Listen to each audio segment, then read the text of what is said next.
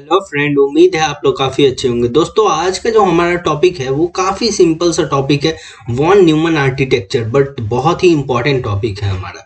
तो आज के इस टॉपिक में हम जानेंगे वॉन न्यूमन आर्किटेक्चर क्या होते हैं और पूरे डिटेल में जानेंगे ताकि आपको कोई प्रॉब्लम नहीं है होगा। और काफ़ी छोटा वीडियो है तो पूरा अंत तक देखिएगा। तो हम स्टार्ट करते हैं। तो हमारा इसमें 3 पार्ट होता है। हम जो भी प्रोग्राम लिखते हैं, जो भी हमारा डाटा होता है, वो कहाँ सेव होता है? वो इस पार्ट में सेव होता है जिसे हम लोग कहते हैं मेन मेमोरी। ये जो है ये हमारा मेन मेमोरी है। और यहाँ पे क्या सेव होते हैं हमारा, अगर आप लिखना चाहो तो और भी बेटर हो जाएगा। यहाँ पे हमारा डाटा सेव होता है। यहाँ पे हमारा डाटा सेव होता है जो कि होता है हमारा प्रोग्रामिंग लैंग्वेज में इंट ए इक्वल टू 10 14 जो भी हम डालना चाहें, तो वो हमारा इंटीजर टाइप डाटा ये सब सेव होते हैं। फिर बी हो जाता है 14 15 जो भी आप डालना चाहो। तो ये सारी चीज़ हमारा किस में सेव होता है? मेन मेमोरी में सेव होता है, हमेशा याद रखिएगा। और उसके बाद सेकंड चीज़ हमारा क्या होता है, इसमें प्रोग्राम भी सेव होते हैं।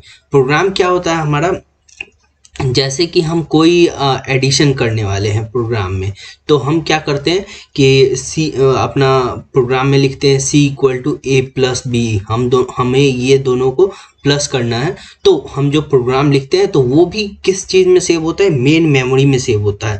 और मेन मेमोरी का जो डायग्राम होता है वो कुछ इस तरीके से होता है। ये हमारा इनपुट आउटपुट। तो इनपुट आउटपुट का एक अलग होता है। ये हमारा जो होता है वो होता है इनपुट आउटपुट। ये हमारा जो होता है ये इनपुट आउटपुट सिस्टम होता है हमारा।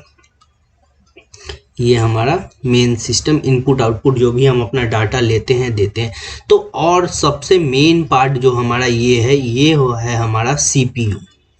ये हमारा सीपीयू है। इसमें क्या क्या होते हैं? इसमें बेसिकली 3 पार्ट होते हैं। एक हमारा यहाँ पे होता है, मैं पहले डायग्राम बना लेता हूँ, उसके बाद मैं आपको पूरा एक्सप्लेन करूँगा। आपको बिल्कुल भी टेंशन लेने की कोई बात नहीं है। आगे हम और भी चीज़ देखने वाले हैं एकदम डिटेल में, रजिस्टर, एड्रेस बस, ये सारी चीज़। तो आपने अगर चैनल को सब्सक्राइब नहीं किया तो प्लीज़ कर लेना। तो हमारा ये वाला जो पार्ट होता है इसे हम कहते हैं ALU, arithmetic logical unit. ALU, sorry M लिख दिया मैं, ALU अर्थमेटिक लॉजिकल यूनिट। इसमें हमारा जितना भी एडिशन, माइनस, इनटू, डिवाइड, ये सारी चीज़, एंड ऑपरेशन होता है हमारा, और शिफ्ट ऑपरेशन, ये सारी चीज़ जितने भी होते हैं ये सारा चीज़ हमारा कौन संभालता है? ALU संभालता है, अर्थमेटिक लॉजिकल यूनिट। सेकंड ये पार्ट जो हमारा होता है वो होता है रजिस्टर का। ये हमारा क्या होता है? रजिस्टर वाला पार्ट। इसमें हमारा बिट स्टोर होता है। जैसे हमारा जो कंप्यूटर आज के डेट में आते हैं, कोई होता है 32 बिट, 64 बिट। तो इसमें ये जो हमारा है ये रजिस्टर होता है। इसमें क्या होते हैं? हमारे बिट स्टोर होते हैं। कोई भी 8 बिट का होता है, 8 बिट, या फिर 16 बिट, ये सारी चीज़ हमारा इसमें स्टोर होता है। जैसे हम जो भी लिखते हैं अपना प्रोग्राम या फिर जो भी हमारा कोड होता है, तो वो 0101 ऐसे करके स्टोर होता है। तो वो किस फॉर्म में होता है? बिट के फॉर्म में होता है। तो यही होता है हमारा बिट। तो ये किस में स्टोर होता है? रजिस्टर में होता है।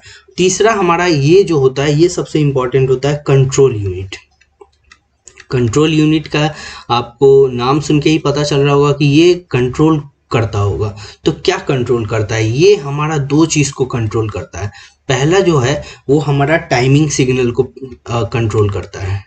टाइमिंग सिग्नल को हमारा कंट्रोल करता है, किसे कब ऑपरेट करना है, किसे कब असेंबल करना है, ये सारी चीज़ हमारा कंट्रोल सिस्टम बताता है। तो इसीलिए हम इसे टाइमिंग सिग्नल भी कहते हैं। और दूसरा हमारा जो होता है वो है कंट्रोल सिग्नल। कंट्रोल सिग्नल किसे कब कंट्रोल करना है, आउटपुट देना है, प्लस कब करना है, माइनस, हमारा जो डाटा है उसे कब स्टोर कराना है बिट में, ये सारी चीज़ हमारा CPU से होता है।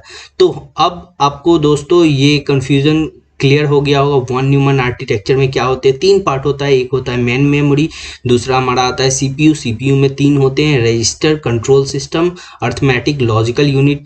अर्थमेटिकल लॉजिकल यूनिट में हम plus minus multiply divide and operator, shift operator, ये सारी चीज़ हम अर्थमेटिकल लॉजिक यूनिट के थ्रू करते हैं। दूसरा हमारा आता है रजिस्टर। रजिस्टर में हम अपना बीट स्टोर करते हैं, 8 bit, 16 bit, 32, 64, does not matter, आपको ये पता होना चाहिए कि सिर्फ ये बिट स्टोर करते हैं।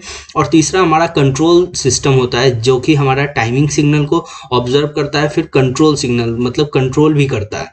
और हमारा तीसरा पार्ट होता है इनपुट आउटपुट, जो भी हम अपना कीबोर्ड से जो इनपुट देते हैं फिर हमें जो आउटपुट मिलता है कंपाइलर के थ्रू, ये इनपुट आउटपुट सिस्टम देखता है। तो उम्मीद है दोस्तों आपको ये वीडियो पसंद आया होगा। आगे हम और भी चीज़ देखने वाले हैं, जैसे कि हम रजिस्टर क्या होते हैं, एड्रेस बस, ये सारी चीज़ पूरे डिटेल में आने वाली है। तो अगर अभी तक चैनल को सब्सक्राइब नहीं किया तो प्लीज़ सब्सक्राइब कर लेना। तब तक के लिए आपका बहुत बहुत धन्यवाद।